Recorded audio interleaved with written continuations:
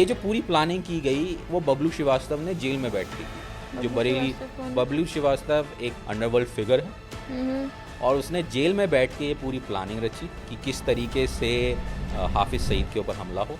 मुंबई पे there is another book that जो आपने लिखी है about Mumbai mafia. I think वो बहुत बहुत ऑलरेडी मूवीज और सीरीज में एक्सप्लॉइटेड है, but I honestly want to know your personal take on it कि जितना वो दिखाया जाता है, एक तरह से ग्लोरीफाई भी किया जाता है, is it that involve right now in India? जैसे कहते हैं कि अभी भी बॉलीवुड में पकड़ है, यू नो, उस देखो, माफिया मैं की। पकड़ की बात तो नहीं कह सकता कि है या नहीं, क्योंकि अगर पकड़ होती तो मैं शायद किताबें भी नहीं लिख पाता। राइट। हाँ, बिजनेस इन्वॉल्वमेंट हो, वो किसके साथ हो ये मैं नहीं कह सकता। पकड़ के कई सेंस होते हैं कि या तो डर के पकड़ है या बिजनेस सेंस में है। तो जब भी मैंने जैसे कहा कहता हूँ और आगे भी कहता रहूँगा कि जब भी माफिया बड़ा होता है उसके बिजनेस इंटरेस्ट बढ़ते चले जाते हैं और वो एक वाइट कॉलर में चला जाता है। तो अगर ये नहीं है कि सिर्फ मुंबई में का माफिया हो सकता है, कि English mafia, American mafia, African mafia, Russian mafia, ये लोग भी किसी ना किसी फिल्म इंडस्ट्री में हों, लेकिन इसके ऐसे एज सच कोई प्रूफ नहीं मिले हैं कि दो प्रोड्यूसर जो है किसी माफिया के साथ दिख रहे हों। हो सकता है माफिया इन्वेस्ट कर रहा हो लेकिन किसी लीगल वे से कर रहा हो, उसको पकड़ने का इतना आसान नहीं है, या उसको एक्सपोज करना उतना आसान नहीं है।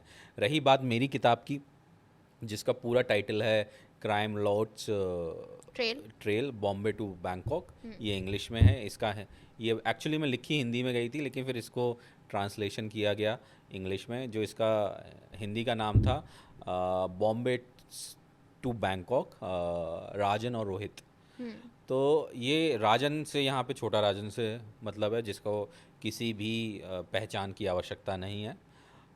सब जानते हैं कि मुंबई माफिया में दाऊद इब्राहिम के और छोटा राजन, ये दो लोग, और इनके ऊपर बहुत सारी फिल्में बनाई गई, चाहे राम गोपाल वर्मा ने बनाई हो या फिर कोई किसी और ने बनाई हो, लेकिन इन्हीं दो लोगों को सेंटर में लेके फिल्म्स बनी हैं। लोग ये भूल जाते हैं कि इनके साथ काम करने वाले भी बहुत लोग होते हैं राइट। और इनके ग्रुप को चलाने वाले बहुत लोग होते हैं। तो ये एक फेसिस थे, इन्हीं के ऊपर बनी। तो मेरी जो कहानी है वो राजन के साथ वाले रोहित वर्मा पे है, जिसका असली नाम था धर्मेंद्र पांडे, ओके। जिसको घर में सब बब्बू कहते थे। धर्मेंद्र पांडे अर्थात बब्बू उर्फ रोहित वर्मा, ये वही व्यक्ति है जब 2000 में बैंकॉक में छोटा राजन के ऊपर छोटा शकील ने हमला करवाया था। शूटिंग हुई थी जिसमें राजन के 3 या 4 गोली पता नहीं कितनी लगी थी, और उसको बचाने के चक्कर में रोहित वर्मा मर गए। मर गया था। ओके। तो रोहित वर्मा के ऊपर किसी ने कहानी नहीं की कि रोहित वर्मा कौन था, कहाँ से आया, वो क्यों राजन का इतना खास था, और क्यों राजन उसके घर में रहता था बैंकॉक में या हांगकांग में जब ये लोग जाते थे, या मलेशिया जाते थे, क्यों इतना। तो ये पूरी कहानी छोटा राजन के बिज़नेस के साथ साथ उसने क्या क्या बिजनेसेस किए, क्या क्या किया, इसमें कहानी है। कुछ हिस्सा रवि पुजारी का है जिसने इन्हें धोखा दिया, और पूरी कहानी जो है वो रोहित वर्मा से शुरू होती है, रोहित वर्मा पे ख़त्म होती है। बीच में छोटा राजन का नाम आएगा, इसमें बहुत सारे नाम आएंगे, उनके साथ का इन्वॉल्वमेंट आएगा, गुरु साटम का आएगा, बालू डोकरे का आएगा, रवि पुजारी का आएगा, रवि पुजारी की फैमिली का भी इन्वॉल्व का नाम आएगा, उसकी वाइफ का भी आएगा कि उसने फेक पासपोर्ट पे ट्रैवल की थी। तो ये सारी चीज़ें जो कहानी है crime lords trail Bombay to Bangkok, तो ये पूरी है कि बॉम्बे से लेके बैंकॉक तक की जर्नी क्या थी, क्या क्या कहाँ कहाँ गए, बॉम्बे से निकले कहाँ गए, वहाँ से निकले कहाँ गए, नेपाल में कितने टाइम रहे, नेपाल में किससे शादी की, किस तरीके से शादी हुई, कौन से पीसीओ से फ़ोन करते थे, उस पीसीओ पे बिल कितना आता था, इतना डिटेलिंग। नेपाल में एयरलाइन डालने की तैयारी थी छोटा अच्छा। राजन की रोहित वर्मा के साथ मिलके, उसके बारे में है। तो इसमें पूरी एक वो जर्नी दिखाई है बॉम्बे से बैंकॉक। ये वो कहानी नहीं है कि जो सिर्फ दाऊद इब्राहिम और छोटा राजन तक सीमित हो, ये उस व्यक्ति की कहानी है जिसने छोटा राजन को बचाने के लिए अपनी जान दी थी। अब छोटा राजन जान देने उस समय जब जान दी थी तो उसकी वाइफ भी वहीं थी, जो रोहित वर्मा की, और उसकी बेटी उस समय 1 साल की थी, यानी शायद कुछ महीने की थी। हाँ। और वो वहीं थे। इसमें बहुत सारे लोगों के नाम आएंगे जिनके आपने नाम शायद कभी सुने नहीं होंगे, उनके उनके पूरी डिटेल के साथ है कि किस तरीके से क्या क्या हुआ था। राइट, हमने रोहित वर्मा का ही नहीं सुना है हाँ, कभी रोहित तो। वर्मा अगर आप गूगल करोगे बहुत सारी न्यूज़ में था ओके। कि कहानी ये आती थी कि सितंबर 2000 में छोटा शकील ने अपने कुछ शूटर्स भेज के बैंकॉक में गोलियां चलाई थी, और उसमें छोटा राजन घायल हो गया और उसका एक खास से पता चला, रोहित वर्मा मर गया। बस रोहित वर्मा का नाम वहाँ तक आता है हम्म। कि वो मर गया, और फिर उसके बाद पूरी कहानी हर न्यूज़ रिपोर्ट में या न्यूज़ एपिसोड में, यहाँ तक कि जो एपिसोड्स बनते हैं क्राइम में, वो उतने नाम के बाद आके राजन के ऊपर आ जाती थी कि उसको हॉस्पिटल में रखा गया, फिर वो हॉस्पिटल से भागा, और हॉस्पिटल से भागने के बाद वो यहाँ वहाँ ऐसे ऐसे गया, ऐसे ऐसे गया। ये सब कहानियाँ चलती हैं, लेकिन रोहित वर्मा की कहानी नहीं आती है। उसके बाद जो जहाँ तक मुझे पता है कि जब उसको गोली लगी थी बैंकॉक में, उसको अस्पताल में इलाज हुआ, अस्पताल से वो निकल के जो है नीचे जो है वहाँ पे संतोष शेट्टी ने ये सारा व्यवस्था की थी उसे भगाने की। वहाँ से ये जो हैं पोई पेट कंबोडिया के बॉर्डर के पास पहुँचे। वहाँ से ये फनम फेन रहे। फनम फेन में, सॉरी फनम पैम कह रहा हूँ, सॉरी आई एम रॉन्ग। दूसरे अंकोर वाट का जो एरिया है, जहाँ पे अंकोर वाट है, उस जगह का नाम मुझे याद नहीं आ रहा। वो एक टाउन है, एक शहर है जहाँ पे अंगोर वाट एक बहुत बड़ा टेम्पल है, सियाम रीप। ओके। तो ये छोटा राजन बैंकॉक से निकल के भागने के बाद कंबोडिया के सियाम रीप में गया था। सियाम रीप में ये कुछ दिन रहा और कुछ टाइम के लिए ये शायद कहीं घूमने निकला था, तो उस घर में चोरी भी हो गई थी। उस घर में, जिस घर में छोटा राजन रहता था कंबोडिया में, मैं वो घर भी देख के आया। कंबोडिया में गया था मैं, 2016 में एक सीरीज़ की तैयारी कर रहा था, तब मैं वो देख के भी आया। और उसी समय मैंने छोटा शकील का 1.5 घंटे का इंटरव्यू भी किया था 2016 में, जो अब शायद 3 मिलियन के आसपास उसके व्यूज़ हैं, और पता नहीं कितने हज़ार घंटे देखा जा चुका है। तो मैं वो सियाम रीप का वो घर तक देख के आया था छोटा राजन का, जिसमें चोरी हुई थी। छोटा राजन वहाँ से निकला था किसी काम के लिए या कुछ हुआ था, कि जैसा भी है, ज़्यादा इंटरनल नहीं जाऊँगा। उस घर में बकायदा चोरी हो गई थी, बाद में चोर घुस के आ गए थे, और शायद अगर उस दिन छोटा राजन मिल जाता तो वो शायद चोरी उसको अपनी जान बचाने के लिए उसके ऊपर हमला भी कर सकते थे। तो ऐसे ऐसे किस्से बहुत हैं जो मैंने इस किताब में बहुत डिटेल्ड में कवर किए हैं, कि ये पूरी जर्नी दिखाई थी। जिस पे एक और किताब पे मैं वर्क कर रहा हूँ, वो डिफरेंट करंट के माफिया के ऊपर है, ओके। जो मैं अभी लिखनी शुरू की थी, लेकिन किसी वजह से कहीं बीच में अटकी हुई है, क्योंकि बीच बीच में मैं डॉक्यूमेंट्रीज भी शूट करनी होती हैं। तो उसके लिए मैं कुछ एक कंट्री अभी ट्रैवल कर रहा था एक डॉक्यूमेंट्री के लिए। तो मेरा एक ये क्वेश्चन भी था, मतलब ऑब्वियसली जब आप इसको इन चीज़ों को कवर कर रहे हो तो थ्रेट तो है ही, दैट इज़ वेरी ऑब्वियस। आपने मुझे बताया भी कि आपका किसी हिट लिस्ट पे नाम था। तो हाउ डू यू, मतलब how do you keep that thing aside, that fear aside of threat, and still continue to. देखो, फियर तो किस में नहीं है, सड़क चल रहे हो आप, टक्कर लग जाए। बट ये फियर तो बहुत ऑब्वियस है ना। हाँ, आप मेडिसिन खा रहे हो, मेडिसिन फेल हो जाए, वो भी फियर है। तो फियर की कोई परिभाषा या कई अंत नहीं है। फियर हर चीज़ में है। हम इस बिल्डिंग में बैठे हैं, भूकंप आ जाए वो भी फियर है। Am right? ऐसा कहना तो नहीं चाहिए, ना आए तो अच्छी बात है, लेकिन एक फियर है। आदमी सड़क पे चल रहा है, बस चल रही है, अब कैसी चल रही है, कोई लहराता हुआ मोटरसाइकिल से आपके सामने जा रहा है, फियर हर जगह है, ऐसा नहीं है। लेकिन फियर से ओवरकम करना पड़ेगा। आप उसको जिस तरीके से टैकल करना चाहते हैं, आप उसको डेली रूटीन बना लेंगे। तो जैसे आप सड़क पे चलते हैं, एक बस आपके बगल से निकल जाती है, क्या कहते हो, अरे ये तो इनका रोज का है, ऐसे ही चलाएंगे, ये नहीं सुधर सकते।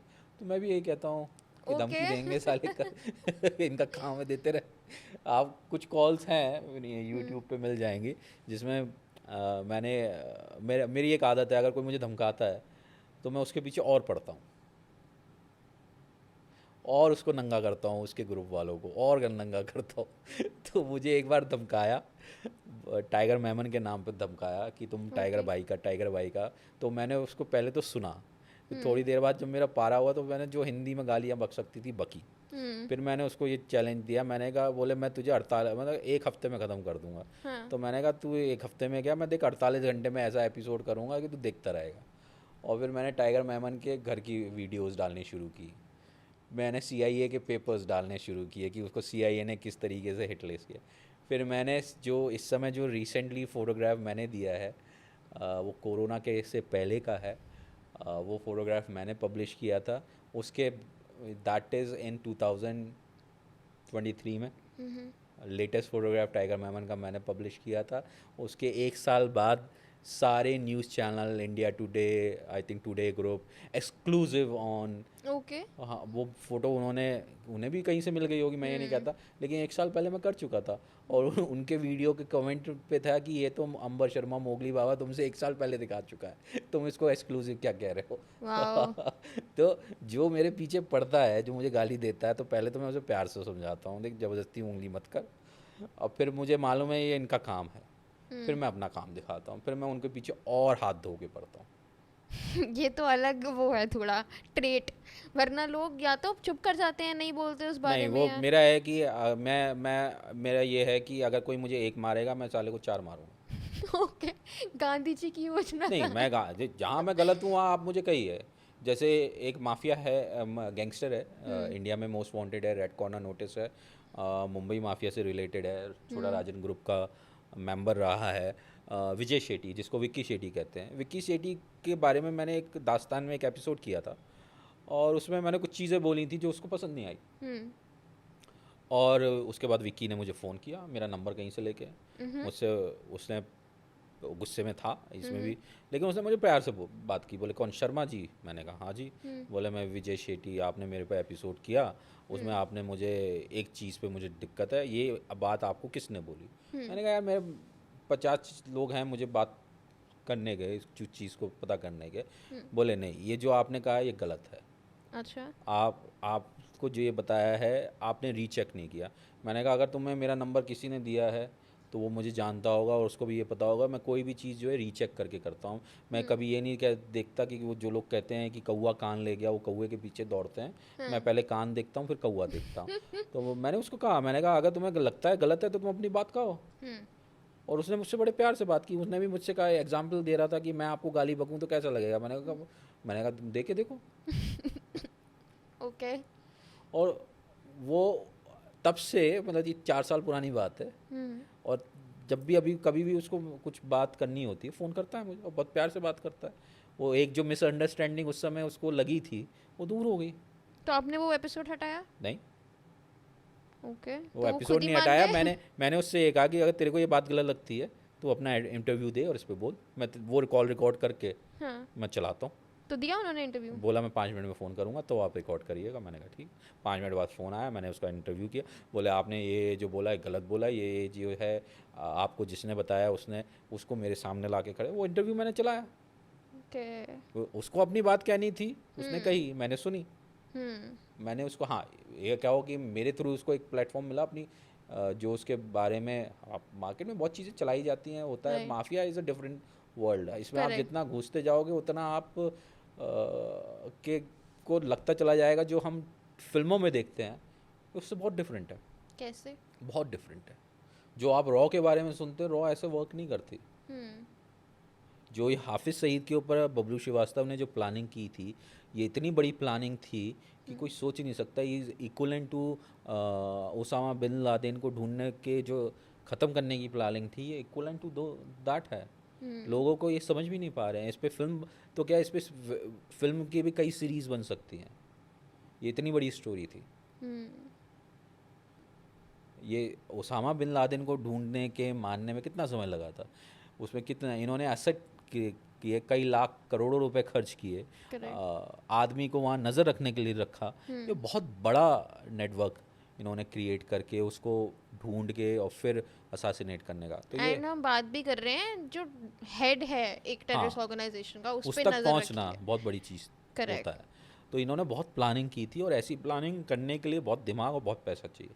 ये मैं इस प्लानिंग को equally to Osama bin Laden की प्लानिंग पे कहता हूँ। और डेफिनेटली। लोग इस पे चाहें तो फिल्म भी बना सकते हैं, सीरीज़ भी बना सकते हैं, फिल्मों की सीरीज़ भी बना सकते हैं। इस तरीके से प्लानिंग आज तक कभी किसी भी इंडिया से किसी माफिया ने कह लो या फिर जैसे उरी हुआ था, उरी में तो सेना ने किया था, ये तो हमारे यहाँ के एक जेल गैंगस्टर ने किया, जेल से वो भी जेल से, बिना किसी सपोर्ट के, बिना किसी सरकारी सपोर्ट के। मैं उसको ये नहीं कह रहा हूँ कि उसने बहुत अच्छा बहुत काम अच्छा किया, किया नहीं। मैं ये नहीं कह रहा कि ठीक है वो अपनी केस की सज़ा काट रहा है, लेकिन इनडायरेक्टली वो उसको मारने की कोशिश कर रहा है जो हमारे लिए दुखती रख है, जो हमारे लिए कैंसर है। Correct, right. अब बबलू श्रीवास्तव ने जो किया उसके लिए उसको उम्र कैद की सज़ा मिली, वो उम्र कैद काट रहा है।